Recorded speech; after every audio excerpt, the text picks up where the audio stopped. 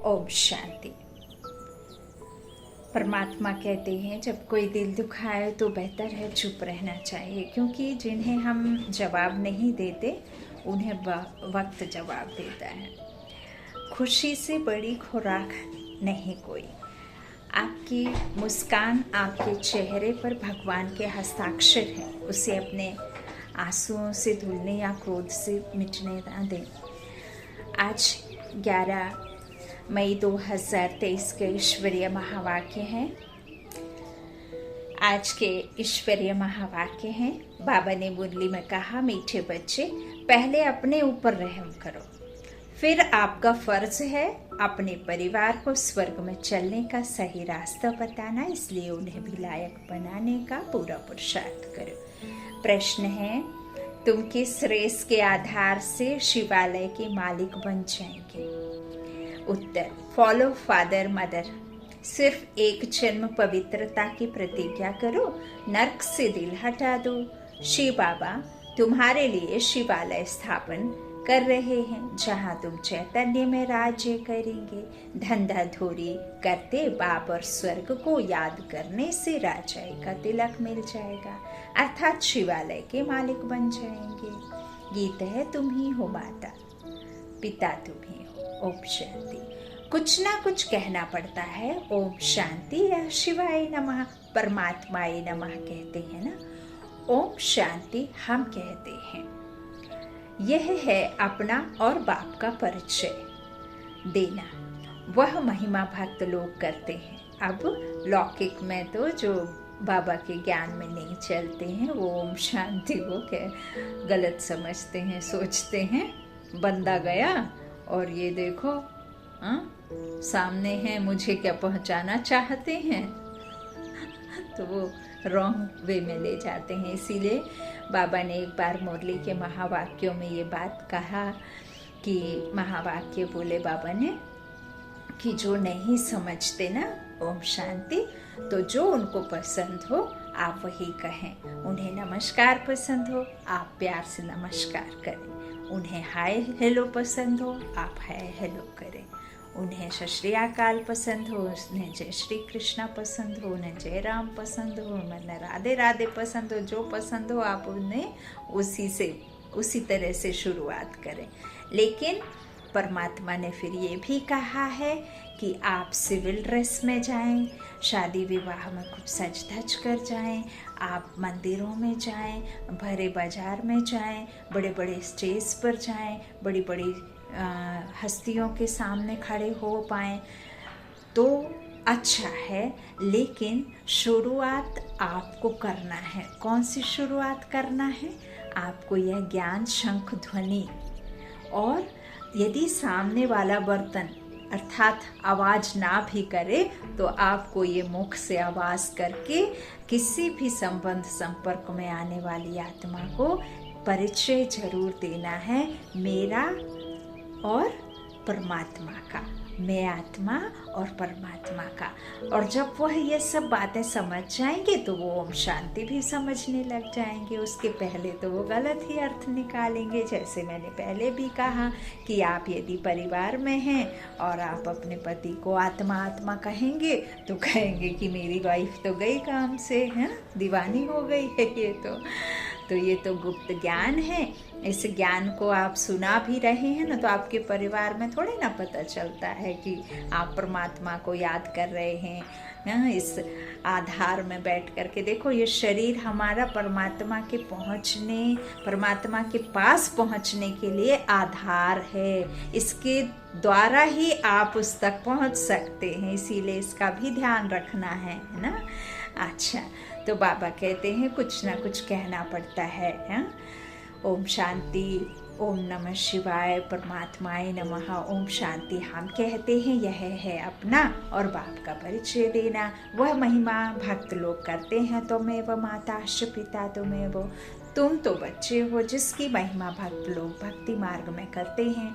आज वह बाप आपके सम्मुख बैठा हुआ है, जरूर सम्मुख था, अब फिर सम्मुख बैठे हुए हैं। यह बातें अभी तुम बच्चे हो, एक ही बाप है, तुम बच्चे ही जानते हो। क्योंकि तुम सम्मुख बैठे हो। बाबा कहते हैं यह तो और कोई जान ना सके तुम्हारे अलावा, भक्त नहीं जानते हैं, तुम बच्चे जानते हो। एक ही बाप है जिसकी महिमा हो रही है, वह बाप तुम बच्चों को कितना सुख दे रहे हैं। अच्छा, पहले भी कई बार मुरली के बीच में मैंने ये एग्जाम्पल दे करके समझाया है कि जैसे एक अबोध बालक को चोट लगती है या वो कोई मुश्किल में होता है तो वो किसके पास आता है, माता पिता के पास जाता है। अब वो छोटा बालक मम्मी पापा के पास जाकर के अपनी चोट को या कोई बहुत बड़ी मुश्किल है उसको लेकर के जाता है तो माता पिता क्या करते हैं, जल्दी से दौड़ लगाते हैं, किसके पास जाते हैं, जो आपका पूजा घर है, जहाँ आपका मंदिर है, जहाँ आपके भगवान हैं, वहाँ जाकर के हाथ जोड़ करके खड़े हो जाते हैं कि मेरा बच्चा मुश्किल में है, उसे इस मुश्किल से निकालो। और जो आप अपने बड़े बुजुर्गों को बताते हैं वो अपने दादी दादा के पास जाएगा तो वो भी कहाँ जाएंगे, वहीं जाएंगे भगवान के पास। आप किसी पंडित को कहते हो तो वो भी जाएगा भगवान के पास, आप किसी गुरु को कहते हो तो वो भी भगवान को अर्जी देंगे। मतलब वह हम सब का बाप है, परमात्मा हम सब मनुष्य आत्माओं का बाप है। तो बाबा कहते हैं तुम बच्चे जानते हो कि मैं एक ही बाप हूँ जिसकी महिमा हो रही है ना। अच्छा, तो वह बाप तुम बच्चों को कितना सुख दे रहे हैं जो तुम फिर 21 जन्मों के लिए कभी दुखी नहीं होने वाले हो। ऐसे बाप के सम्मुख तुम बैठे हो, तुम जानते हो यह हमारा बेहद का बाप है जो हमको स्वर्ग के सुख देने लिए सर्विस कर रहे हैं। बाप हमेशा बच्चों को रचकर उन्हों की सेवा कर लायक बनाते हैं। बाप जैसे कि बच्चों का गुलाम बन जाता है। बाबा कहते हैं मैं बच्चों का गुलाम बन जाता हूँ। बाबा कहते हैं ना ओबीडियंट सर्वेंट हूँ। अभी ये बाबा की इतनी प्यारी इतनी मीठी बातें, इतना बाबा हमारे ऊपर अपना सब कुछ लुटाता है तो ये क्या खुशी के आंसू लाने जितना नहीं है, ये रोंगटे खड़े होने जितना नहीं है। बाबा हमें इतना प्यार करता है, इतना प्यार कोई करेगा। लौकिक में तो आपको जो भी प्यार करता है वो उसके बदले कुछ ना कुछ चाहते हैं, है ना। देना यदि वो देते हैं तो लेना भी आता है, और आपको ऐसे ही तो नहीं दे देते हैं, चाहे फिर वो लौकिक में माता पिता ही क्यों ना हो। उनको भी तो एक आश रहती है कि जब मेरा आयु हो जाएगी तो जो मैं अभी सेवा या बच्चों को कर्तव्य कर पालना दे रहा हूँ फिर बुढ़ापे में मेरा बचपन जैसा होगा तब ये दे। तो ऐसे तो नहीं कि निस्वार्थ कोई करता है, लेकिन ये बाप तो इसके बदले कुछ नहीं लेता। और देखो कैसे कैसे हम बच्चों के लिए लिखते हैं, वो भगवान हैं, वो शिव परम पिता परमात्मा है। वो कहते हैं मीठे बच्चे यदि तुम मुझे कुछ इस तरह से उच्च स्थान पर बिठा करके रखोगे तो तुम अपने मन की बात नहीं कह पाओगे, और मैं तो हूँ ही बाबा, तो बापों का बाप हूँ, मैं रूहानी सर्जन हूँ, मैं डॉक्टर हूँ, मैं सब कुछ हूँ। तो तुम्हें जो जिस रिश्ते में अच्छा लगे वो रिश्ते में मुझे बांध लो। अब हम सोचते हैं कि भगवान कैसे किसी रिश्ते में बन सकता है। अरे तो क्या आत्मा ने इस शरीर को लेकर एक माँ का रोल में नहीं है? क्या ये आत्मा इस शरीर को पहन करके एक पत्नी के रोल में नहीं है? क्या ये आत्मा ने आकार लेकर के एक भाई के रोल में नहीं है, एक टीचर के रोल में नहीं है? क्या ये आत्मा इस शरीर को पहन करके एक नानी काकी दादी का रोल नहीं कर रही है? कर रही है। तो वो परमपिता परमात्मा इस ब्रह्मा तन के आधार को लेकर के आकार साकार में नहीं आ सकता है? आ सकता है साकार में। फिर हमको क्या कर रहे हैं? पढ़ा रहे हैं। परमात्मा का ज्ञान इनके मुख से आ रहा है ना। तो ये परमात्मा है। बाबा कहते हैं देखो मैं तुम्हारा क्या हूँ? तुम बच्चों का नौकर हूँ। तो तुम बच्चों को मैं क्या देने आया हूँ? सुख देने आया हूँ 21 जन्म का। तो फिर हमें यह बाबा सेवा दे करके लायक बनाते हैं, बाप जैसे कि बच्चों का गुलाम बन जाता है। लौकिक बाप भी बच्चों की पालना करने में कितनी मेहनत करते हैं। रात दिन यह चिंतन रहता है कि बच्चों की सेवा कर बच्चों को लायक बनाए। वो है हद की रचना के गुलाम। यह है फिर बेहद का बाप। यह भी कहते हैं बच्चे पूरा फॉलो करो और पूरा वर्षा लेकर स्वर्ग के मालिक बनो। बच्चों पर हमेशा रहम करना होता है। जो सेंसिबल बाप होगा वह करेगा। बच्चों को भी क्यों ना साथ साथ यह सच्ची कमाई भी कराएं। लौकिक बच्चों की स्थूल पालना तो आधा कल्प से करते हैं। बच्चों की पालना कर बड़ा बनाया, लायक बनाया। बच्चों के लिए विल किया, बस शरीर छोड़ा, जाकर दूसरा जन्म लेंगे। वह हुआ हद का बाप। यह है फिर बेहद का बाप। वह हद का ब्रह्मा है। रच फिर उनका गुलाम बनते हैं। बहुत मेहनत करनी पड़ती है। कहाँ बच्चे को संग में खराब ना हो जाए, नाम बदनाम ना करें, परंतु वह हो गया अल्पकाल का सुख। उन्हें यह पता नहीं बच्चा सपूत निकलेगा या कपूत।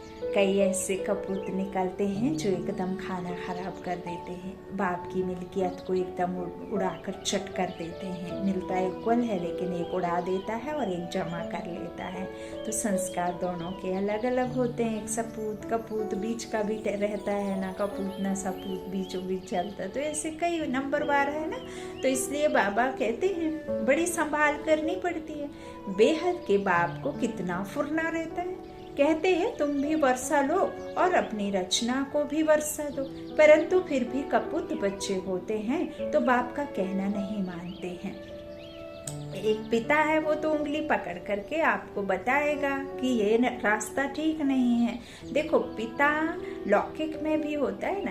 तो कई बार बच्चे समझते हैं कि ये हर बात में हमें टोकते हैं, हर बात में हमें डांटते हैं, हर बात में चिड़चिड़ करते हैं, हर बात में रोक टोक लगाते हैं। तो देखो वो बाग अक्सर उजड़ जाते हैं जिनको देखने वाला कोई घर माली नहीं होता है।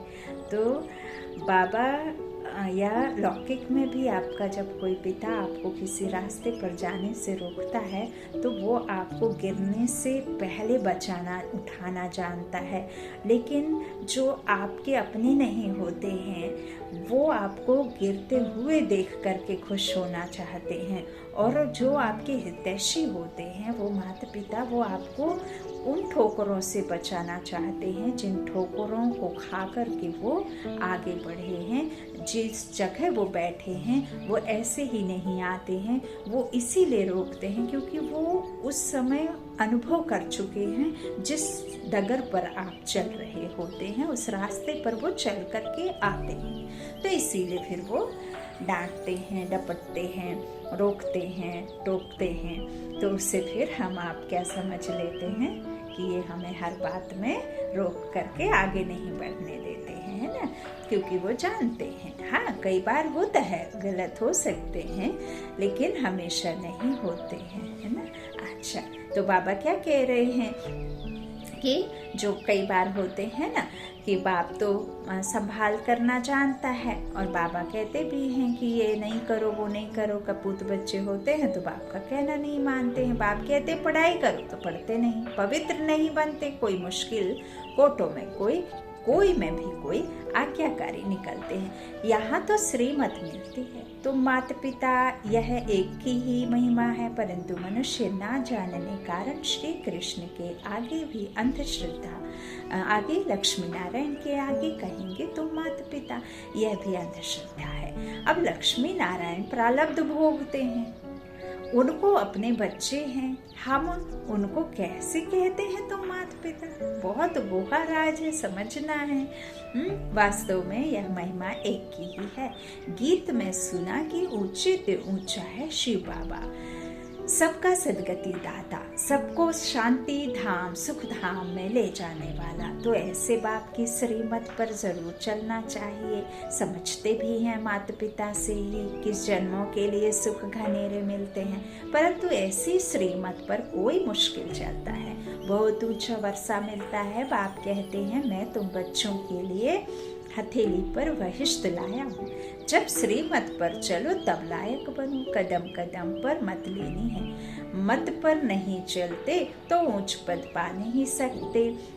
पा नहीं सकेंगे। स्वर्ग में लक्ष्मी नारायण का राज्य था, यह किसको पता ही नहीं। वो लक्ष्मी नारायण को खुद नहीं पता, तो वो हमारे माता पिता कैसे हो सकते। बाबा जैसे कह रहे हैं कि उनको तो खुद बच्चे होते हैं, है ना, तो फिर वो तो खुद किसी के माता पिता होते हैं। जिसका कोई माता पिता नहीं, जिसके ऊपर कोई ऊंची सरकार नहीं, जिसके ऊपर कोई ऊंची सत्ता नहीं, जिसका जन्म मरण नहीं, जिसका एक शरीर छोड़ दूसरा ना ले, वो अवतरण होता है। वो है शिव परम पिता परमात्मा, वो है बापों का बाप, ऊंचे ते ऊंची सत्ता, है ना। तो उससे ऊंचा कोई है ही नहीं, है ना, निराकारी शिव परमात्मा। तो बाबा कहते हैं इस तरह से हाँ मैं बहिष्ठ लाया हूँ। हाँ, तो जब श्रीमत पर चलो तब लायक बनो। कदम कदम पर मत लेनी है, मत पर नहीं चलते हो तो क्या होता है, ऊंच पद पा ना सके और फिर जो राज्य है लक्ष्मी नारायण का वो भी गंवा देते हो। यह किसको पता नहीं। बाबा कहते हैं आगे हम भी कहते थे फलाना स्वर्गवासी हुआ अथवा सन्यासी कोई मरेंगे तो कहेंगे ज्योत ज्योत समाया, परंतु जाता कोई नहीं है। जीवन मुक्ति व मुक्ति दाता एक ही बाप है, वह ना आए तब तक कोई जा ना सके। वह है निराकारी दुनिया, निराकारी बाप और निराकारी आत्माएं वहाँ रहती हैं। अब इतने सारे इस संसार में शरीर पहन करके जो आत्माएं घूम रही हैं, उनकी भी तो कोई दुनिया होगी, वो भी तो कहीं से आती हैं, तो वो है ही निराकारी दुनिया में रहने वाली। जैसे इस संसार में शरीर के साथ ये दुनिया बनी है, तो वो दुनिया भी है ना। इस तरह जिसको परम धाम भी कहा जाता है। साइंस घमंडी समझते हैं, यहाँ ही जन्मते और मरते हैं जैसे मच्छर। सृष्टि के चक्र का किसको भी पता ही नहीं।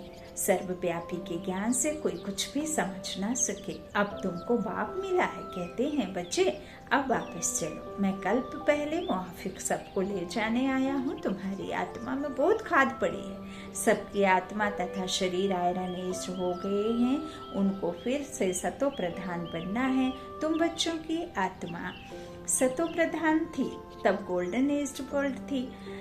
पवित्र आत्मा का पवित्र सोने जैसा शरीर था, उसको सच्चा जेवर कहा जाता था। अब तो क्या हो गया है, 1% भी सच्चा सोना नहीं रहा है, खाद पड़ी हुई है। अब बाप कहते हैं सिर्फ मुझ बाप को याद करो तो सच्चा सोना बनते जाएंगे, आत्मा उड़ने लग जाएगी, है ना। फरिश्ते कोई ऐसे थोड़ी शरीर के साथ में जो फेरी आदि दिखाते हैं, वो कोई ऊपर उड़ेगी क्या शरीर के साथ? ये आत्मा फरिश्ता बन उड़ सकती है ना। तो वो कब उड़ेगी? जब आपके विकारी रूपी पंख टूट जाएंगे। और पंख कब टूटेंगे? जब आप परमात्मा की याद में रहेंगे। जब जैसा वो है वैसा आप अपने को अनुभव करेंगे, तब फिर उड़ पाएंगे। बोझ तले दबे रहेंगे तो बाबा कहते पंख कैसे लगेंगे, है ना। तो जैसा पुरुषार्थ करेंगे वैसा पढ़ पाएंगे। कितनी ऊंची पढ़ाई है भगवानुवाच। मैं तुमको राजयोग सिखलाता हूँ जिससे तुम राजाओं का राजा बनेंगे, भिखारी पुजारी राजाओं के भी पूज्य बनेंगे। गाया भी है आपे ही पूज्य आपे ही पुजारी, लेकिन परमात्मा नहीं है। हम आत्माएं पूज्य से पुजारी बनती हैं, वो है ही एवर प्योर। तुम जानते हो हम सुपूज्य देवी देवता थे, फिर हम सुपूज्य चंद्रवंशी बने, हम सुपूज्य और पुजारी बनते हैं। बाप आकर पुजारी से पूज्य बना रहे हैं। अब ज्ञान जिंदाबाद हो रहा है। ब्रह्मा सुब्रह्मा कुमार कुमारियों की रात अब पूरी होती है। रात कब से आरंभ होती है यह शास्त्रवादी नहीं जानते हैं। ब्रह्मा का दिन सतयुग त्रेता द्वापर के आदि से रात शुरू होती है। और जो परमात्मा के ज्ञान में चल रहे हैं वह भी यह ना समझें कि जो भक्ति में अभी चल रहे हैं उनने बैठ करके कोई शास्त्र लिखे होंगे। जिनके सबसे जास्ती जन्म है, जो सबसे पहले द्वापर में एंट्री मारी होगी, उन्होंने ही बैठ करके बनाए होंगे, है ना। तो वो तो बेचारे वो भक्ति में आए हैं, लेकिन बनाने वाला कोई और है, वो नहीं है। हो सकता है ब्रह्मा बाबा ही बैठ के लिखे हों, वही हों लिखने वाले। तो इसीलिए किसको भी बाबा कहते हैं पता नहीं है, ये शास्त्रवादी नहीं जानते। ब्रह्मा का दिन सतयुग त्रेता द्वापर के आदि से रात शुरू होती है। सब बातें तुम बच्चों की बुद्धि में है। कोई कलम पेन से लिखने के लिए पॉइंट नहीं है, कोई शास्त्र आदि में ये बातें मिलती नहीं है, कोई रामायण महाभारत में ये लिखा नहीं है। गीता जो है उसमें भी बाबा कहते हैं बहुत कम सच है ना। तो अब 84 जन्म पूरे कर हम फिर से राज्य भाग्य भोगेंगे। सतयुग में यह ज्ञान नहीं रहेगा, वहाँ है प्रारब्ध, वहाँ भी तुम अपने बाप से वर्षा लेते हो, परंतु वह इस समय की प्रारब्ध है जो 21 जन्म चलती है। भारत पर ही सारा खेल है। सतयुग में जो देवी देवताओं का राज्य था वह अभी आसुरी बना है। प्रजा का प्रजा पर राज्य, डेमोक्रेसी।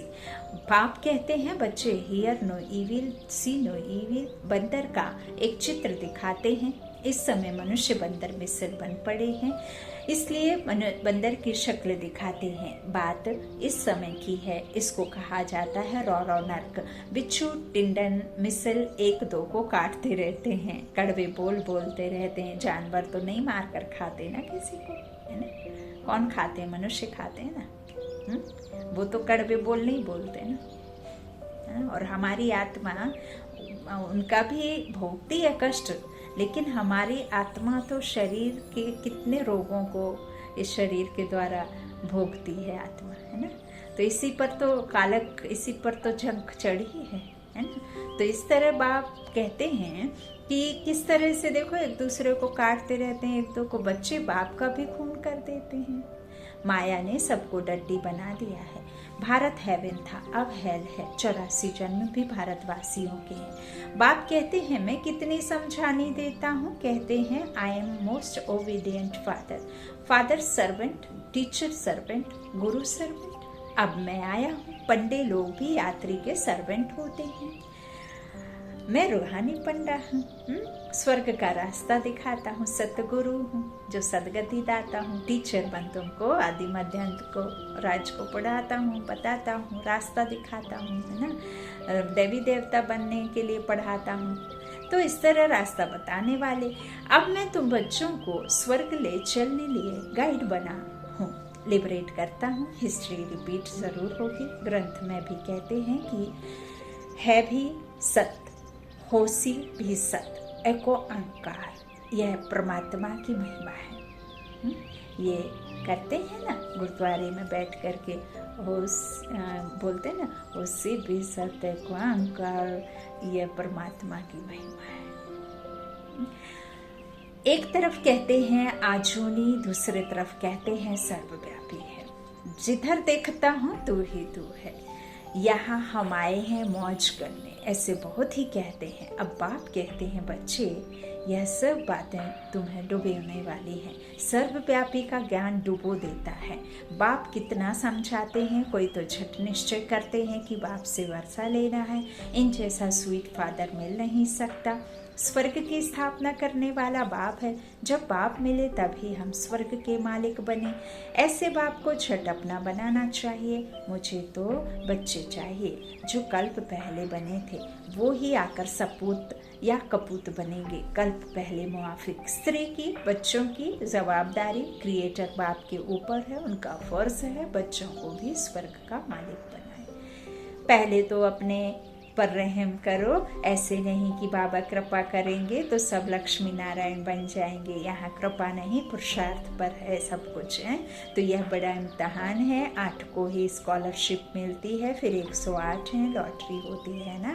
बाप कहते हैं देह सहित देह के संबंध जो कुछ हैं भूल जाओ, अपने को अशरीरी समझो और आत्मा निश्चय करो। ये सब आपके ही सुख के लिए, आपके ही कल्याण के लिए, आपके ही लिए है, उसके लिए कुछ भी नहीं है।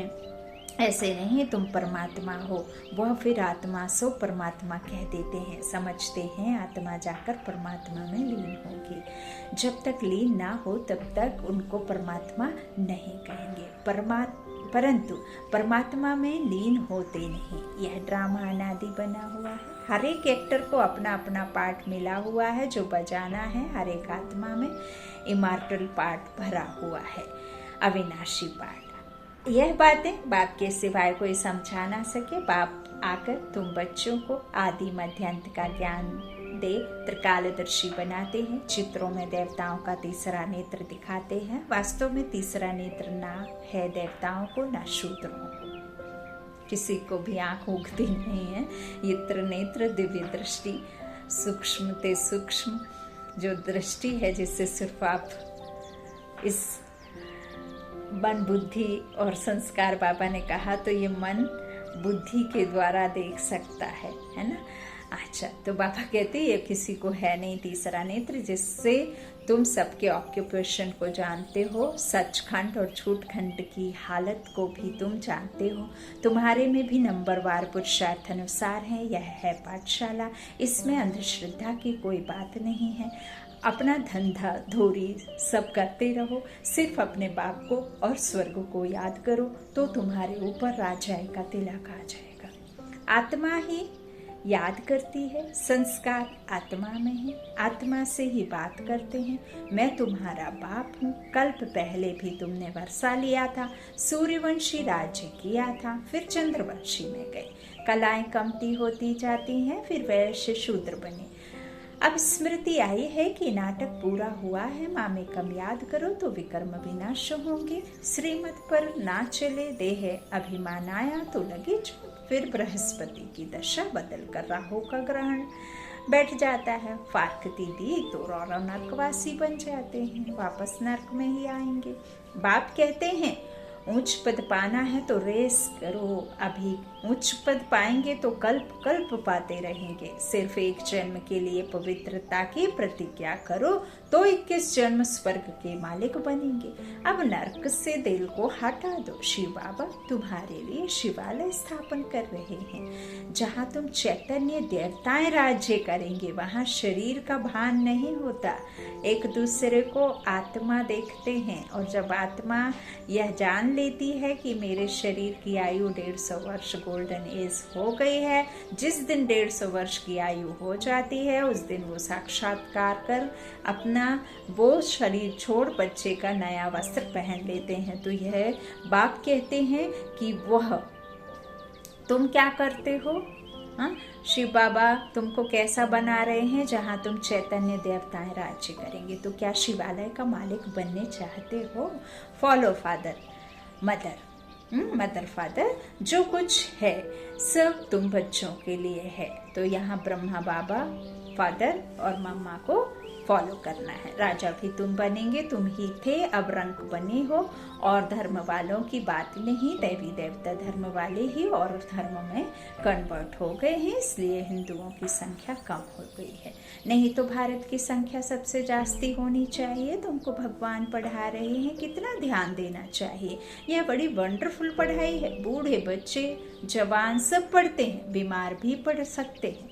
अगर बाप और वर्षे को याद ना किया तो माया थप्पड़ मार देगी। ब्लड से लिख देना चाहिए, मैं रात दिन बाबा को याद करूंगा, शिव बाबा का हाथ पूरा पकड़ूंगा, जो बाबा कहेगा सो करूंगा। शिव बाबा कहते हैं बच्चों की संभाल करो, जो बचे उनसे 2 मुट्ठी शिव बाबा की सर्विस में लगा दो। फिर उनका एब्जा तुमको इतना मिलेगा जितना साहूकार का लाख देने से बनेगा। फिर बाबा ने आज कहा, निमित्त बन करके धन से भी सेवा करो, भल बच्चों को पढ़ाओ, लग्जरी लाइफ में रहो, जितना हो सके उतना करो, उनके लिए सारी सुविधाएं दो, लेकिन जो बचता है उसे इस सेवा में लगाओ। तो तुमको कितना मिलेगा जो तुमने कल्पना नहीं की। तो अब से तुमको इतना मिलेगा जितना साहूकार लाख देने से बनेगा। प्रत्यक्ष फल मिल जाता है। अच्छा,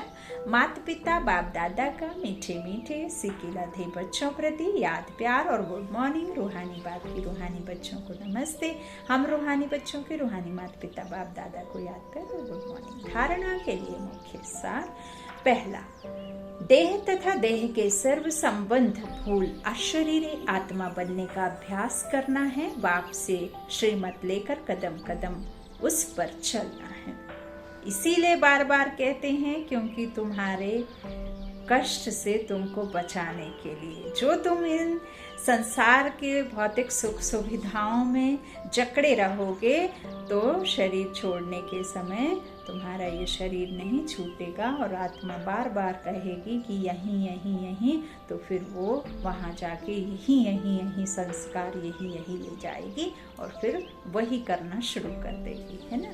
तो इस तरह बातें बाबा समझाते हैं, महावाक्य हैं। बाबा कहते हैं अशरीरी बनने की क्या करो, प्रैक्टिस करो। बाप से श्रीमत लेकर कदम कदम पर उस पर चलना है।